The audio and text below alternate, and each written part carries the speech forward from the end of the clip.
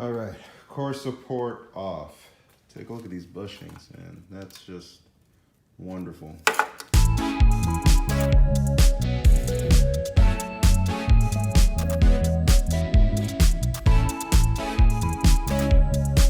Hey guys, welcome back to the channel. In the previous video, we got the engine sorted out and it finally runs. If you haven't seen that video, click here to check it out. So with the engine somewhat sorted, I'm turning my attention to the body. And first up is this rusted out core support. This thing was disintegrating and finding a used replacement was impossible. All right, core support off. Take a look at these bushings, man. That's just wonderful. All that rust.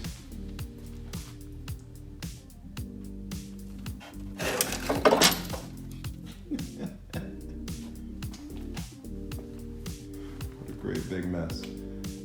So we'll get this out of the way. A new one cost about $500 and I was not going to pay for that. I met a really good friend and fellow G-body owner who recommended a trick chassis core support. Now for our cars, it's about $300. And after looking at it, I thought, man, I can make that myself. A few months ago, I bought an Amazon stick welder for $90 and it sat in the package until the perfect moment. So, took a trip down to Home Depot. $80 later, I had everything I needed to get going. I am going to build my own core support.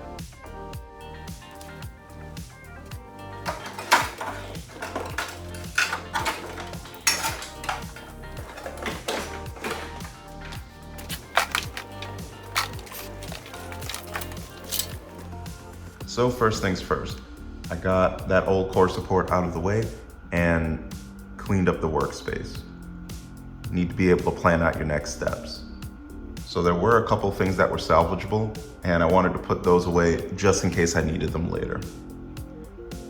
A lot of planning and preparation goes into this before you even cut your first piece of tubing. So the big thing for me is making sure all the bolt holes line up and the contour and fit is right. I mocked up the header panel just so I could take a better look at all the areas where the support is supposed to provide support. And I mocked up all the holes, the location, the routing, everything that you need. So I bent my first piece of metal and cut off the ends. And I figured it would be best to weld the final two ends together. This way you have a smooth radius in the front and you can weld your straight pieces right to that angle. Now this is my first time welding, so I am not proud of those welds. So a core support has three main functions. One, it holds in the radiator and the fans. Two, it holds your hood latch and allows you to securely shut your hood. And number three, it brings the entire front end together. We actually bolt up the front fenders and the header to that point. And then once that piece is all together, I start concentrating on the bottom section. So that bottom section actually ties into the frame rail and there'll be supports at the bottom where the radiator can sit into. I'll build those a little bit later. So at this point, everything is looking right with the fitment. I just wanted to do final welding on the vehicle so I can make sure that everything is going to line up and there'll be no surprises. And with everything tacked up and looking good, now I can go in and complete the welds. These additional tabs across the front bolt up to the frame, giving it additional rigidity. I was having serious issues getting the welds to stick, and I think it's because I'm working with 110 volts. 220 is what you really want to work with, and that allows the metal to flow and weld smoothly together. I haven't gotten around to installing a 220 outlet yet, but upgrading my welder and getting that 220 volt outlet will work wonders. All right, now here is the core support all installed. I plan on changing the radiator with one from a 3rd generation V8 Camaro and electronic cooling fans from a Dodge Intrepid. Both of these have much better flow over the stock ones and they fit nearly perfectly. Once I weld the supports for the bottom section, it'll be all set for paint. So this is my first mock-up of the new support. and everything lines up right. Checking everything with the level, making sure we're all golden. One thing I noticed when I was running the engine the last time, there is not a lot of flow coming out through the exhaust pipes.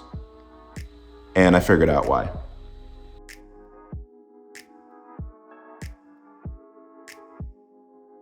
So this is the amount of just crap I find in the muffler. This is the third load of this stuff that I've broomed up so far. So just gives you some idea of how restrictive the exhaust is.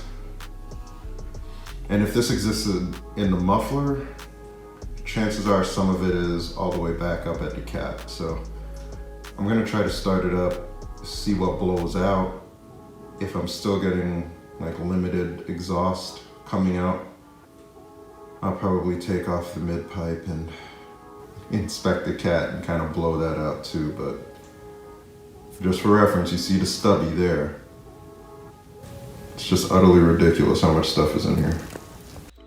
Ever since I've seen this car, the rear end has just sat awfully low. And once I got the trunk open, I figured out all the answers to my questions. There's a lot of stuff here, so I need to clean all of that out.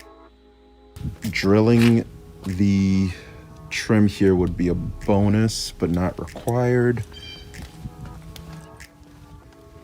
Front bumper needs to come off. Both mirrors need to come off.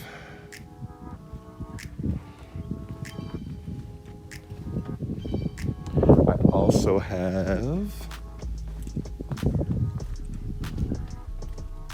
my hood over here, but some of the skeletal structure is missing from the underside, so stand by on that.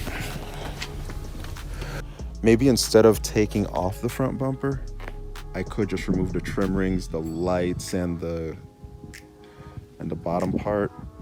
So we'll see. So the plan on this is to do all of the work at home, save on labor, and build a reliable looker. Everything won't be perfect on it.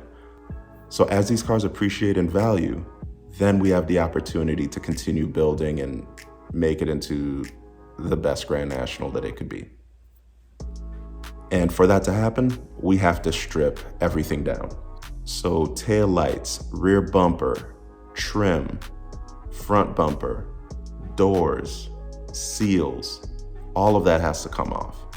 Just so when we start to paint and do body work, we're covering the entire car. We're not taping components unnecessarily. All right, good morning. Back at it again. And I was looking at these doors, hoping that I could just sand them down and refinish them, but take a look at this flex.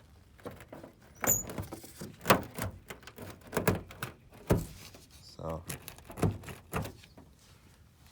we're dealing with that on both sides. So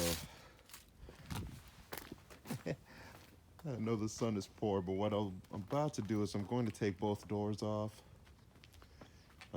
get them on some sawhorses, and just so I can take a better look at the bottom of it, see if there's anything I can do to help save these. The price on new ones are about $500 each. Kind of a budget buster, so let's see what we can do.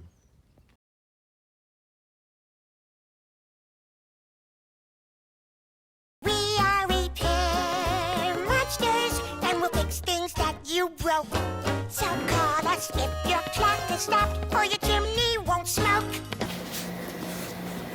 Alright, so here is the cleaned up version.